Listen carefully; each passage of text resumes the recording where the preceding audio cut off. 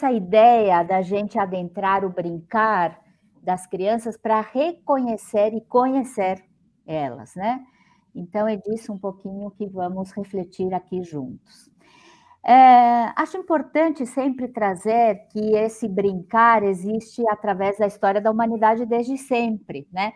Desde a antiguidade, né? Assim, na civilização egípcia vieram os primeiros brinquedos, as bonecas, jogo de saquinho. A gente vai estudando a civilização grega e a gente vai vendo da onde surgem os primeiros peões, as bolas, as pipas, civilização romana. Então é incrível porque nos estudos arqueológicos já havia esses indícios desses brinquedos que se perpetuam até hoje, né? A amarelinha, a bolinha de gude, na Idade Média as bonecas que tinham uma conotação mais religiosa, no Renascimento, onde surgem as casinhas de bonecas, e eram os adultos que brincavam, né? Se preparavam para a vida em família. Aí no século XVIII, aqueles que a gente ainda vê em muitas culturas, em muitos territórios, o ioiô, o diabolô, muitos objetos em miniatura, e aí vem a Revolução Industrial, aonde começam a se construir, né, industrialmente, brinquedos em miniatura. Século XX, realmente a indústria entra com tudo nessa criação e na venda de brinquedos, e aí nós adentramos, isso só para fazer uma passagem muito rápida, né, neste nosso século, aonde predominam os jogos eletrônicos, muito desse brincar, das crianças brincarem sozinhos, ao mesmo tempo, muito brinquedo não estruturado em contraposição, e nós vamos falar um pouquinho mais sobre essas contradições que estamos vivendo nesse momento. O importante entender essa universalidade do brincar. Mas o brincar também era entendido e é entendido como um fenômeno, né? Um fenômeno, algo que acontece. Eu vou mostrar aqui um pouquinho, porque ao longo do tempo há muitas formas de enxergar e de ver o brincar e de estudar o brincar. E nós aqui vamos conversar um pouquinho, como adentrando nosso século, há uma diversidade de formas de brincar, de espaços de brincar, de tempos de brincar. E quando eu estou falando aqui de brincar, eu também estou me referindo não somente a brincadeiras, jogos ou brinquedos, mas também a outras expressões lúdicas, né? Fazer arte como uma forma de expressão lúdica, cantar ou tocar instrumentos, se movimentar, dançar, praticar, esporte, são todas formas lúdicas também importantes da gente considerar.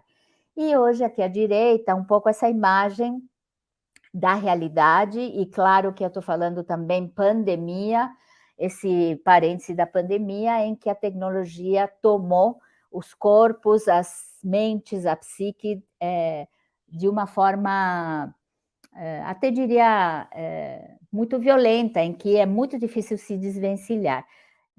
Eu vou trazer aqui essa imagem, mas para a gente entender como brincar, ele estimula o desenvolvimento integral das crianças, porque elas precisam, em todos os âmbitos, né, do seu desenvolvimento, que não é fragmentado, pelo contrário, por isso a gente tem que falar dessa forma mais integrada, o quanto brincar interfere no desenvolvimento psicoemocional, no desenvolvimento cognitivo, de aquisição de conhecimentos através do brincar, nas experiências sociais de troca, de interação, em todas as experiências que têm a ver com o corpo, né, os movimentos, o desenvolvimento de valores, e por incrível que pareça, a criança brincando, experimenta uma e outra vez, repete e assimila, né, o que ela recebe, o que ela escuta.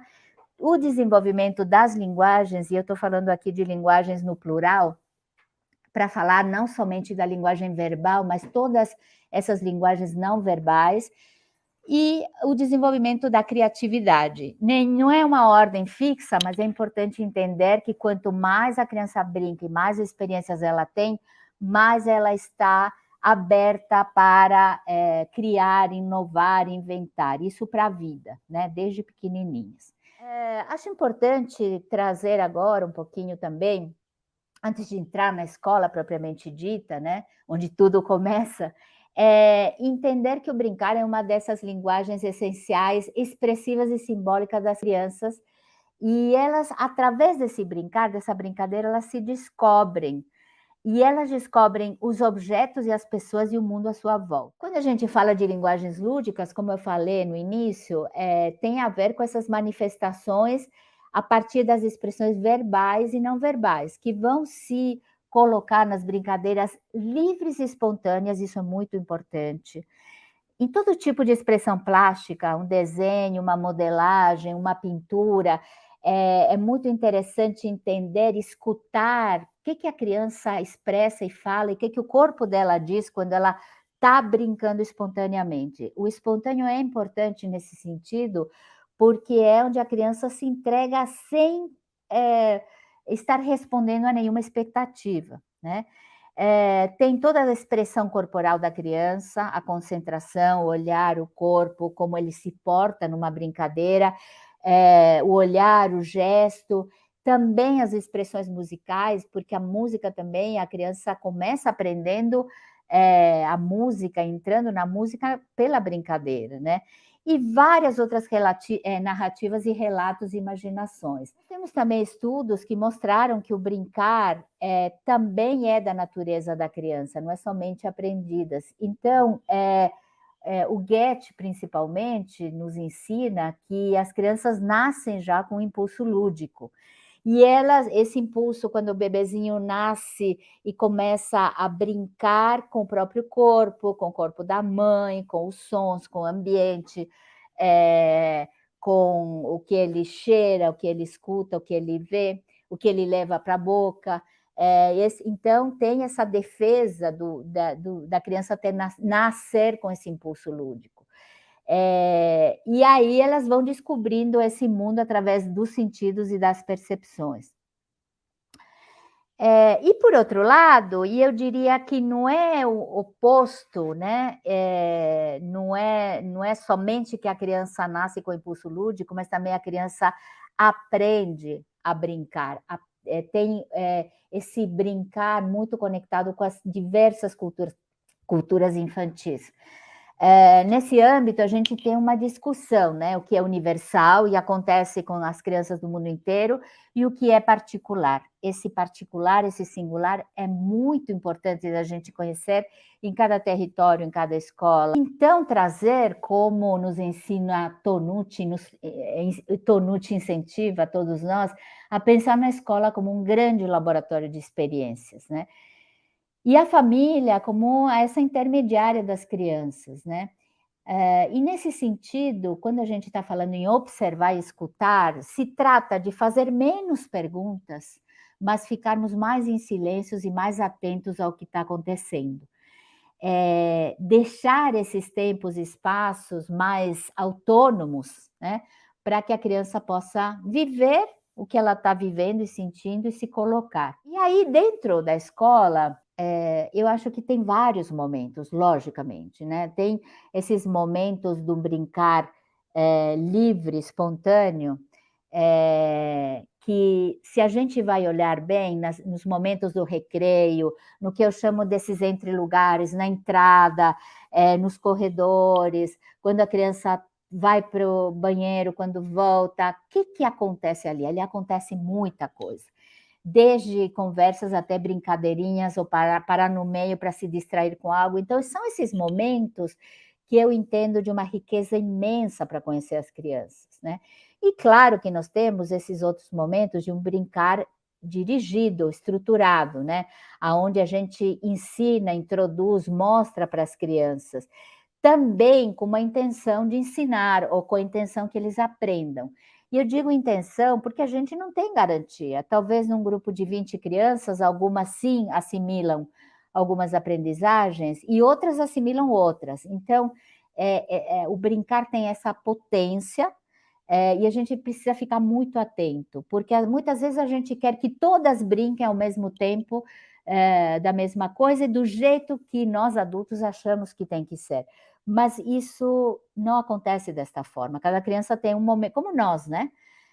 todos temos um momento, um ritmo, uma hora certa, às vezes a ficha vai cair depois, né. E uma coisa muito importante é essa atitude lúdica do educador, essa postura, como uma forma de motivar as crianças. Também em outras situações, em outros momentos, enfim, possibilidades lúdicas há inúmeras, materiais, propostas, e a gente, tem um cardápio imenso de possibilidades para trabalhar com isso. Então essa ideia da gente se abrir, se colocar como aprendiz, silenciar um pouquinho mais para se conectar, e esse talvez seja o maior desafio, e quando a gente está falando o tempo inteiro: "Isto está errado, não é assim", a gente acaba intervindo demais e não se detendo para compreender que talvez para aquela criança, tem outros caminhos, né. Então essa confiança nos saberes das crianças,